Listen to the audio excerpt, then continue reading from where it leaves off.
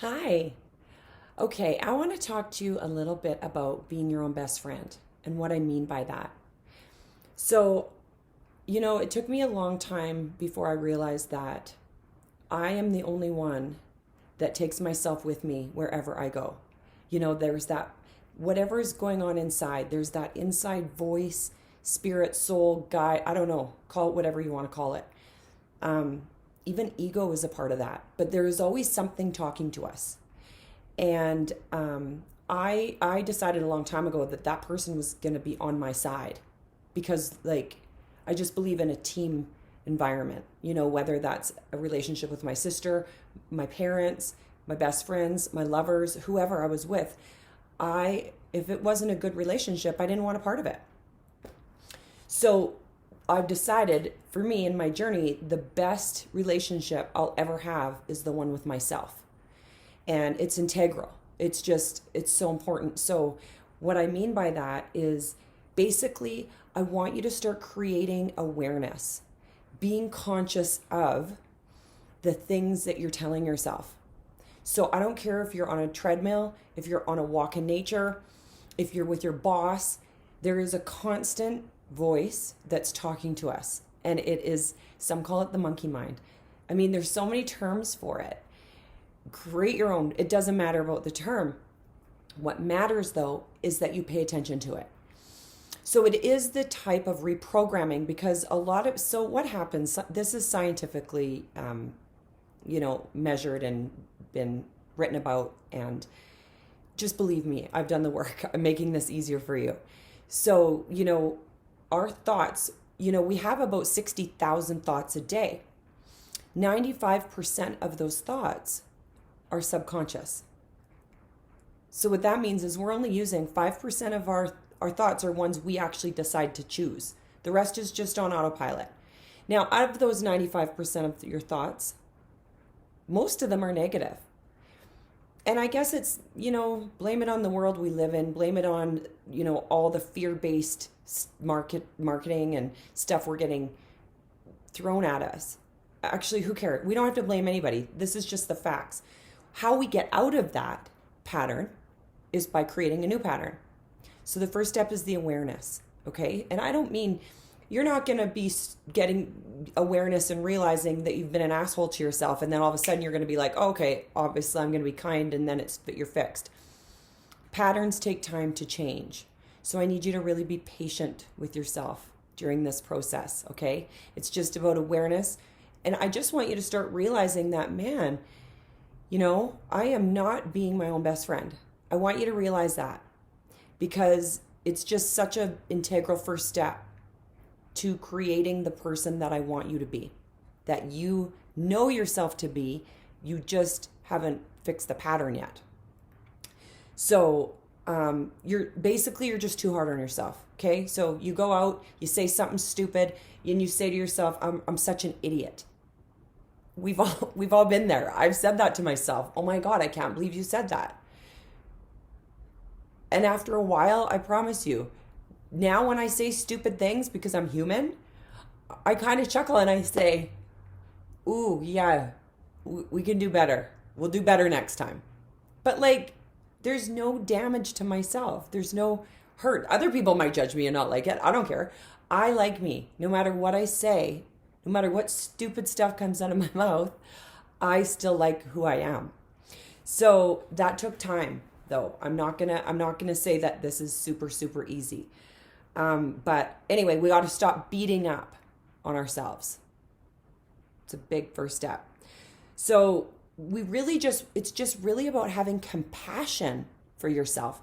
You have the trait because you're very compassionate to friends and coworkers and parents and whoever else that you love. So it's within you already. You just have to bring that trait out when it comes to you. So again, now the other part of this is where you focus. So years ago, my oldest brother introduced me to a guy named Marcus Buckingham. I don't even know if the guy's still doing this kind of work today, but I'll never forget. He said, don't focus on what you're not good at. Put your focus, make what you're good at better. Because typically we're never going to be good at the thing we're not good at. Usually we don't love what we're not good at, and we're not good at things we don't love. Okay? So it's pretty simple, but you'll find, I know in my corporate world, there was a lot of examples of where like, oh, you need to work on this. And I never resonated with that because you know what? I'm not good at everything, but I'm really good at a few things. So I just believe when you focus on what you're not good at, you feel shitty about yourself. And you're great at certain things and you're not great at certain things, and let it be okay. Just don't focus on what you're not good at. Focus on where you have great skills, great gifts. That's where you want to focus. Because usually the people in your life, that's why they like you, because of what you're good at. None of us are perfect. So get that out of your head right now. And then of course, I want you to start, with the whole focus on what you're good at, do the things that you love and that you're good at. Do those things. But I also want you to check in with yourself because this is a journey of getting to know who you really are. Okay, so we've been trained to be a certain way. None of us are good enough. We've got all these masks on, whatever. You've heard me talk about that before.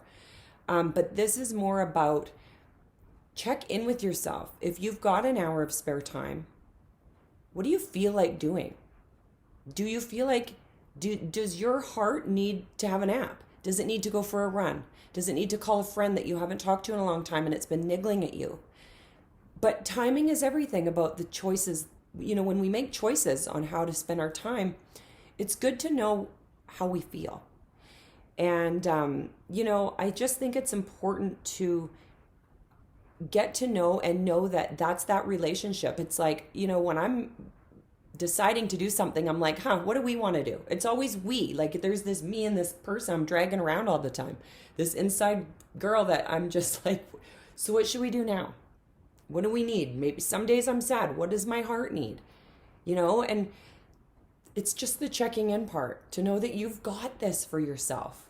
You're never going to find it outside of you, ever. We think we will. But, well, so far for me, I found the only thing that can help me is me. And then it's a party with everybody else once I'm good. But it's my responsibility to be good.